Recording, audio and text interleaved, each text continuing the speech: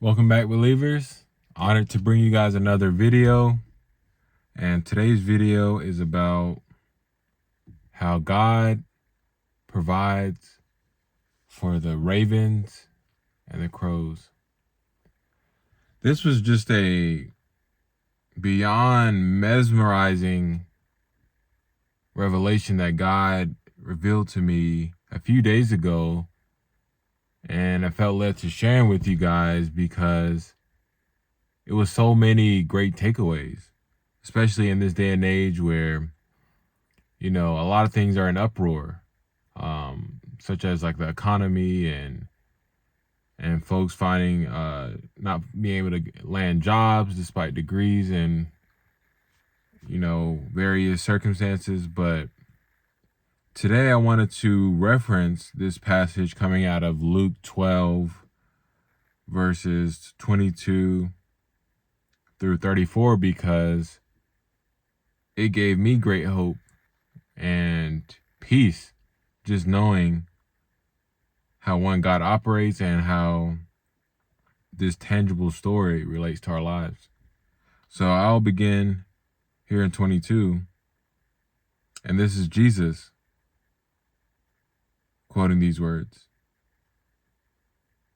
And he said to his disciples, "Therefore, I tell you, do not be anxious about your life, what you will eat, nor about your body, what you will put on.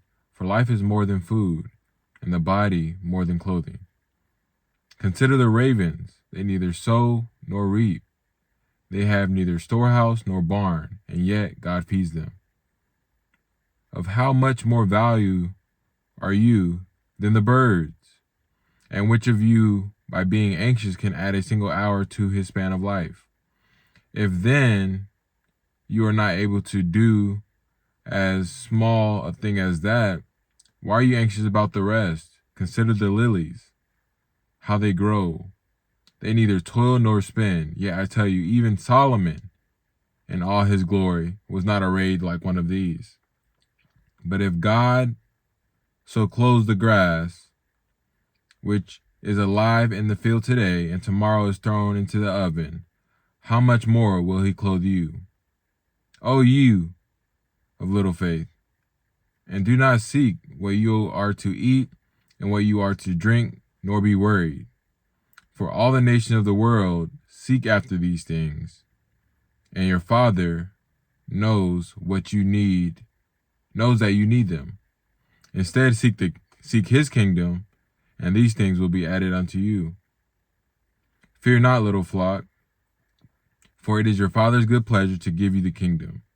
Sell your possessions and give to the needy. Provide yourselves with money bags that do not grow old, with a treasure in the heavens that does not fail, where no thief approaches and no moth destroys. For where your treasure is, there will your heart be also." This was just an amazing passage because I've been just going through a challenging season in my own right where God is having to grow my faith beyond what I can see, beyond what I can understand, beyond what I can fathom. And it is painful. And a lot of times I'm just, begging to God just to help me and reveal to me your plan and just to bring peace.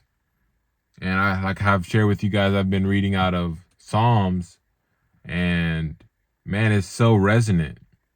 The psalmist and David, expressing emotions and his sentiment of going through those hard times, but still taking it up before God.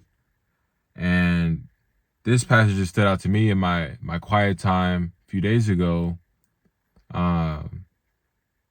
because for many reasons, but one in particular was for instance, where I live at, there's been these crows, which I did a whole research, and God was leading me to just look into it more, where basically crows and ravens are in the same, you could say, bird family.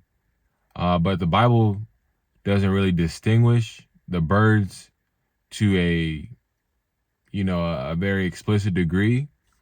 but you can still see how the correlations from the word apply to today and how his creation, right?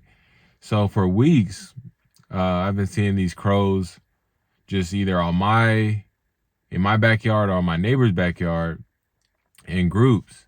And I just couldn't understand the significance on how they operate or why they were there. But I do believe it was symbolic for God wanting me to understand, like how where Jesus says in here, how consider the ravens, they neither sow nor reap. They have neither storehouse nor barn, yet God feeds them. How much more valuable are you than the birds? And this was just convicting because I was just worrying about, Lord, how am I going to pay this? How am I going to pay that?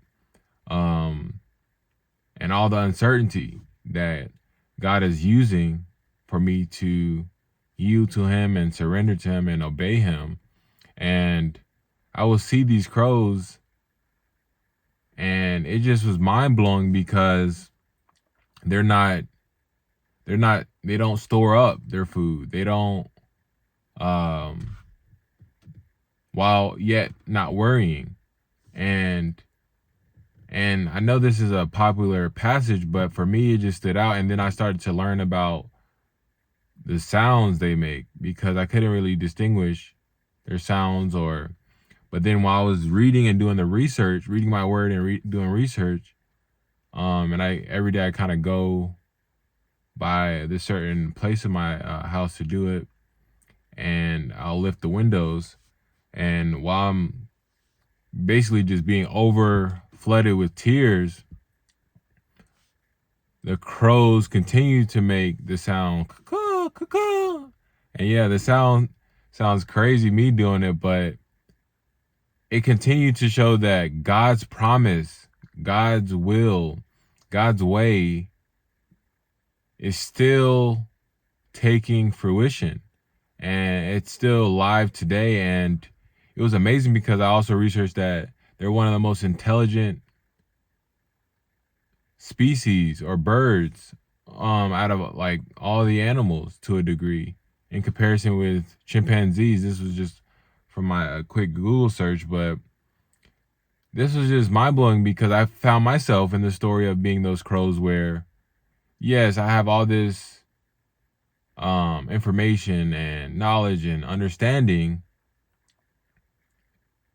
and that's all glory to God, but I still find myself in this precarious situation where I'm having to really rely on God and not being able to really store things, or feeling like, I could basically, plan ahead or have things where I'm in full security. And God, in my life and story, hasn't ever had a situation like that where I have been in full security in terms of the world. But it was just mind blowing because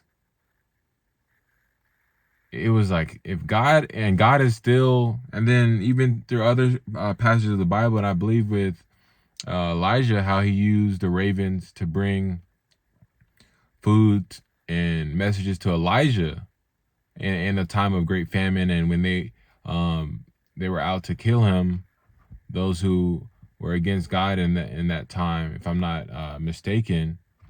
And you kind of still see how, and birds are, and those particular birds, the crows and ravens, are considered unclean birds, right? Where God forbids us to eat them.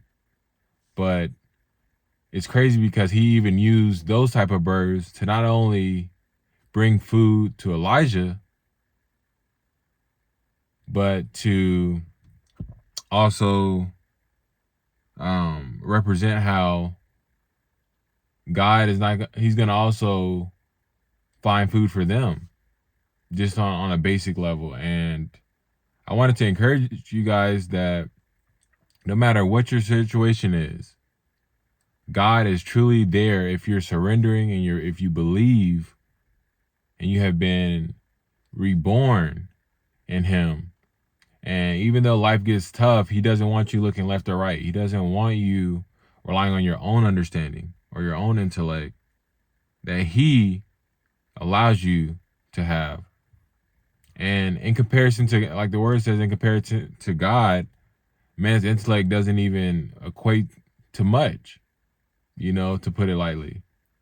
So it gave me that reassurance that though you may be feeling some persecution, some struggle, and some going through some adversity, I am still with you. I'm still guiding you. I'm still providing for you. And I'm still operating through you. But the whole goal is to grow you in your faith so that you can rely on me and listen to my voice over the voice of man. So I want to encourage you guys, before you go to men or people of the world, go to God first, because he is the only answer, the only true answer that will set us free, that will liberate us, and that will allow us to live in true peace.